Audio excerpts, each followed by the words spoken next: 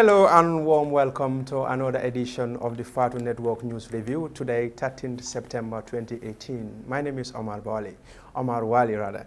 We apologize for starting late due to some technical problems. We'll start with the Standard newspaper. President Barrow sent team to Anyan funeral. The Gambian President Adama Barrow has sent a special delegation to Accra, Ghana to attend the funeral of former UN Secretary General Kofi Annan. Mr. Annan passed away in Switzerland a few weeks ago, and he will be buried today in his home country.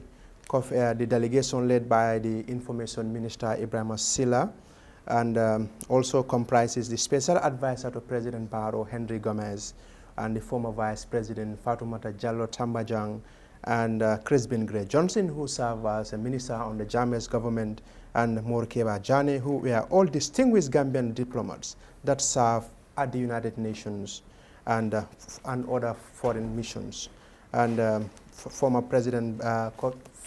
UN boss Kofi Annan's body was flown into Ghana on Monday evening ahead of the burial, which is scheduled to take place today in Accra.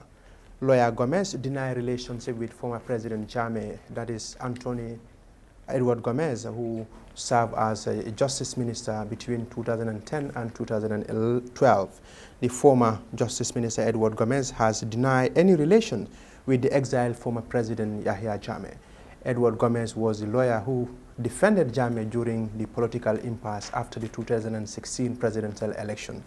And he said, beginning his evidence before the inquiry, Mr. Gomez said he has been a legal practitioner for 38 years and was the Attorney General and Minister of Justice from 2011 to 2012. And the Agric Minister also grilled over the toxic fertilizer. The Minister of Agriculture, Lamin Diba, has informed the National Assembly that he has sent a request to the National Environment Agency to assess and advise the safe disposal of expired fertilizer stored for years, posing a health risk in Soma, in the other part of the country. And the ministers vow to curb exploitation of food prices. That is the Minister of Trade, Regional Integration and Employment, Amadou Shane, said that. And also angry pilgrims demand refund from a Hajj operator.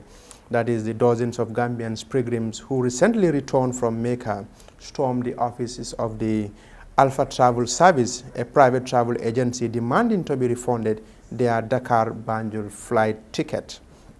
The pilgrims have just returned from Dakar by road more than a week after their fellow pilgrims reached the Gambia.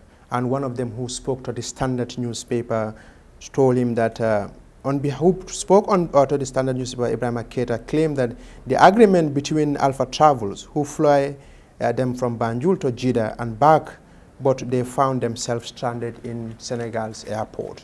That is all we have for you on the Standard newspaper. And on the Fourier newspaper, National Assembly members quiz Dabo on the donation of Kuntauru flood victims. That story was here yesterday. We talked about that. And will the UDP petition be heard? That is also a story on the Fourier newspaper. You may remember there was an election in the Kuntauru, but it was disputed and the petition has been filed. And the Point newspaper also is reporting that Minister gives update on the disposal of expired fertilizer. That is the Agriculture Minister gave details of the expired fertilizer. They also reporting ex-Attorney General goes through a rigorous questioning at the Janet Commission. And they also reporting that Barrow sends special delegation to Kofi Annan's funeral in Ghana. On the daily newspaper, OIC 2019 targets 395 limousines. According to the Gambia Head of Administration and Human Resources at the Organization of Islamic Conference Secretariat, Mr. Yankuba Diba, has revealed that the scheduled 2019 OIC summit is targeting to acquire a total of 395 limousine vehicles, 60 of which are expected to be bulletproofs. That's what he told, what the Voice newspaper is reporting. And Gambia is among the 10 worst countries for business in 2018. We had that yesterday, and I'll be talking to another Gambian entrepreneur, a property developer, to take that discussion forward.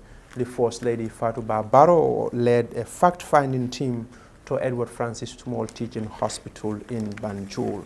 So that's all we have for you today on the papers.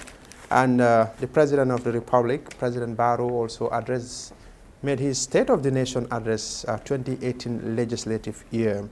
And he talked about key issues such as the major government achievements, the policy of the legislative matters, the development plans, economic matters requiring executive actions, and on the area of trade, industry, regional integration, and employment, President Barrow said, in line with his government's reforms, they continue to explore means of improving business environment, promoting investment, and ensuring a fair trading environment for private sector development in the Gambia. And in the area of information, communication, and infrastructure, President Barrow said the government of the Gambia, through the Minister of Information, Communication, and Infrastructure, is working on a national broadband network project.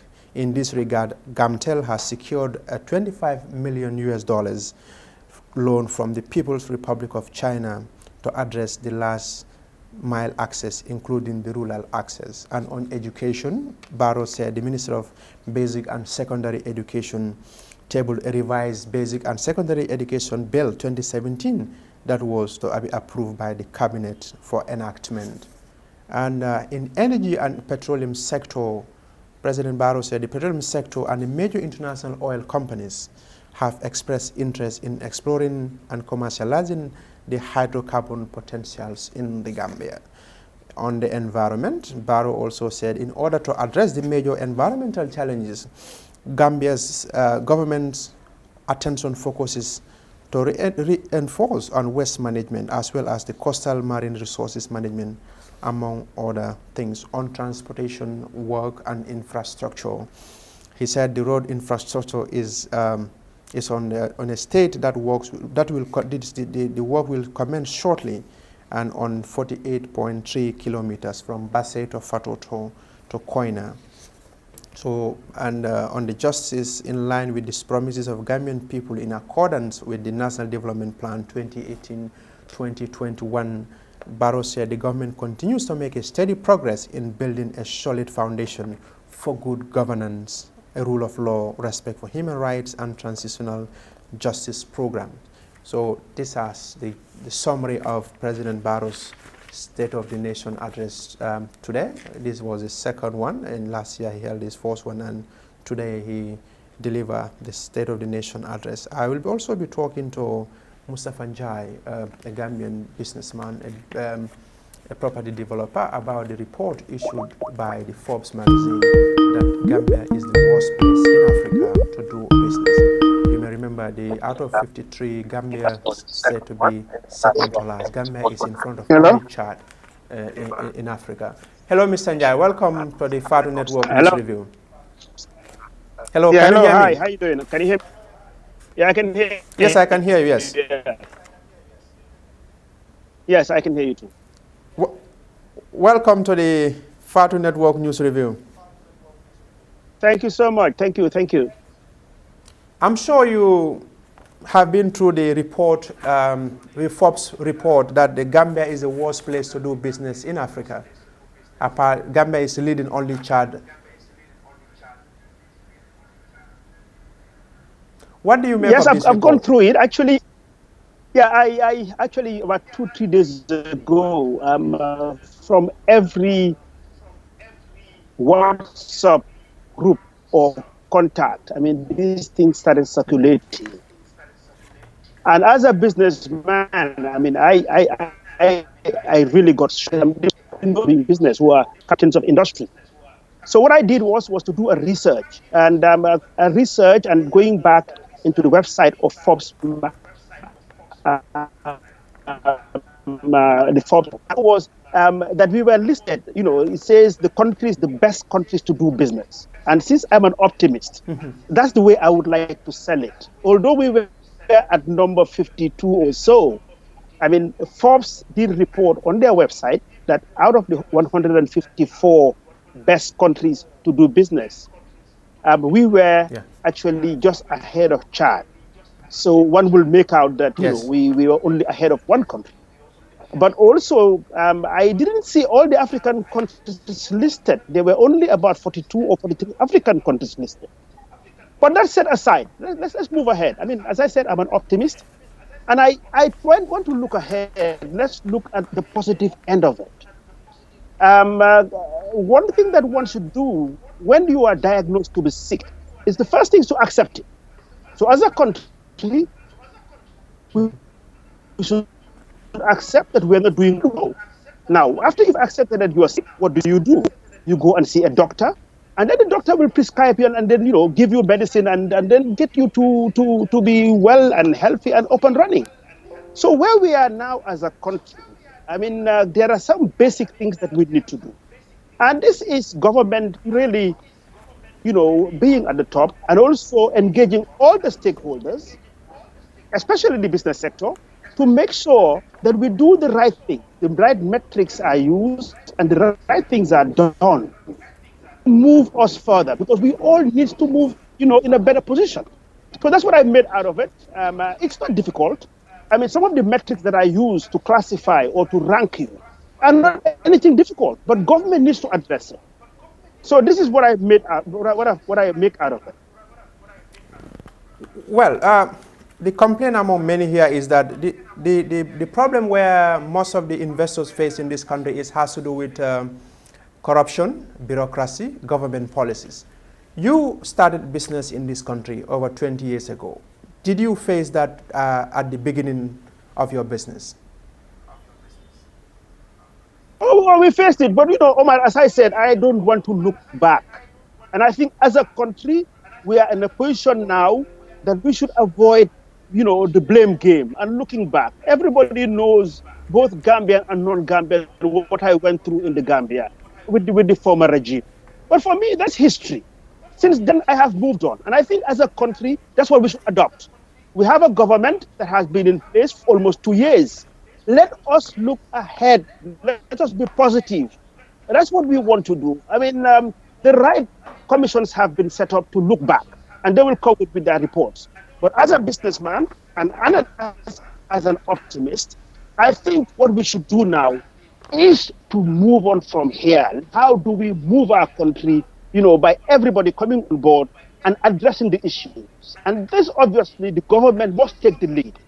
They are in charge.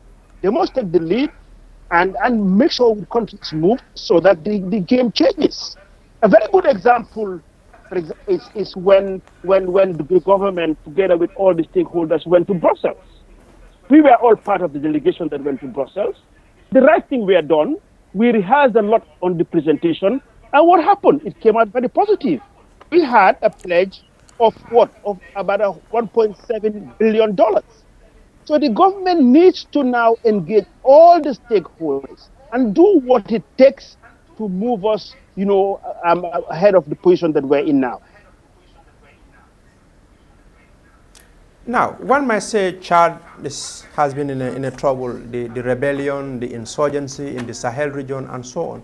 So you talk about government bringing everybody on board. What do you think should be the immediate priorities of this government in making sure that investors get not to go through all these bureaucracies as they complain, because like you told me, many people are gloating. They're only talking about the negative because Forbes said Gambia is a worse place. And we are not, instead of Gambians looking at how to solve it, everybody's just on the social media talking about that. No, as I said, look, if you go into the Forbes website, and actually, again, with even the World Bank, what they do, they have metrics. It's all detailed out. They will tell you about corruption, governance, health, doing business, all those things are listed out. And government needs to address those. If you have been listed that, look, in terms of corruption, you are down by 1 point or whatever, then you know what it takes, to eliminate this and elevate yourself. So, I mean, there's not one specific thing that you need to do. But I'll give you, for example, a great concern that I have. I mean, GAIPA, as as the main contact for doing business in the Gambia, has been without a CEO for the past 3, 4, 5 months or so. I mean, things like that, I mean, they matter. I mean, GAIPA is the investment promotion arm of government. I mean, that's where investors will go when they come into the country. The office is without a CEO for a very long time. So this needs to be done. These are some of the issues that it doesn't take much for it to be done. I mean, we are also members of the National Business Council, and government needs to start sitting with us to address some of these issues. You know, so a lot of policy issues needs to be addressed.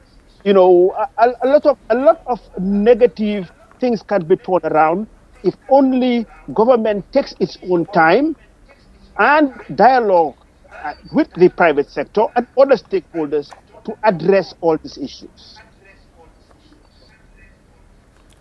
Let's talk about land. Most of the times, the investors, I know you're talking about everything, but let's talk about the land issue. Is land a major issue for investors in this country? Well, land, yes, it's a major issue. Government, again, needs to come up with the right policies. Today, I heard the president, you know, on land issue. I think he mentioned it in his speech, where he said that, you know, because of the so many real estate agencies that are coming up, and we all know this, you know, his government, through the Ministry of Lands, of course, you know, is looking on zoning this country. That's a welcome move. But we need to see it happen practically. The country needs to be zoned properly. We need to have areas where it's for residential, industrial, you know, so many other things needs to be done. Proper zoning needs to be done. So it's a welcome move, but we want to see it happen. As people say, we want to see the walking the walk. So land is a big issue. We have seen incidences where in Faraba, the incident in Faraba, which was even mentioned again in the president's speech. I mean, we should not allow this thing to happen again. The reason why it's happening is because of the scarcity of land, because land is not being very well managed. So the Ministry of Local Government on Land should take its own responsibility and move very fast in putting in the right regulations on land use. Now, let's talk about the partnership you have with the River State government in South Nigeria. I was there recently. I saw the development where a one housing estate will accommodate up to 4,000 people. When are you bringing such projects to the Gambia? Oh, we have already. I mean, I'm sure you know about the Gaitaf project. I mean, the Gaitaf project, you've seen the River State project here. The River State project is only on 40 hectares of land. Investment was about $165 million. But what we are going to do in the Gambia, which we have already signed, we have a partnership with Gaitaf, with the Gambia government, is 4 times bigger than the River State project. And where we are now, we are at a stage where designs are being done. A lot of money has been pumped in there. And you will see works will start by the end of the year. By December and January next year, works will start. So again, this brings me to the reason why we are so much worried about the report that's good. Because in this project at the airport, which most people have seen, we are supposed to attract investors into the country. So if we have now negative report, you know, circulating worldwide, I mean, it's a negative publicity for all of us. So yes, to answer your question, we have big projects. I'm sure you know about the Dalaba project that Africa Global is putting up in the Jabang Road. It's about 365 houses. And not only that, but today we are the only developer that has engaged banks to be issuing out 10-year mortgages. So accessibility is improving. We know that a lot of people, you know, always complain about the price of houses. But it's ongoing. Between 2016 and today, you can see that we've developed Tangi. We are now developing we're developing Dalaba, and also the Gaitaf project is coming on, and we are also negotiating on land for other projects to start. So our projects actually are much bigger in the Gambia now than anywhere. And that is why all of us owe it to our country to make sure that we do what is right. Well, I have a few questions here, but I have piles of questions. I'm even having it difficult to read them. But as soon as I can read them to you, well, it's difficult for me. Oh.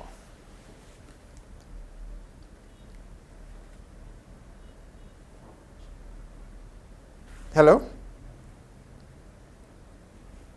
Hello? Well, I think I've lost Mr. Njai there. That's TAF Mustafa Njai, the CEO of TAF Africa Global. He's speaking to me from Port Harcourt in River State, Nigeria. Well, viewers, that's all we have for you today. And from me, Omar Wali, and my team, we thank you so much for your time.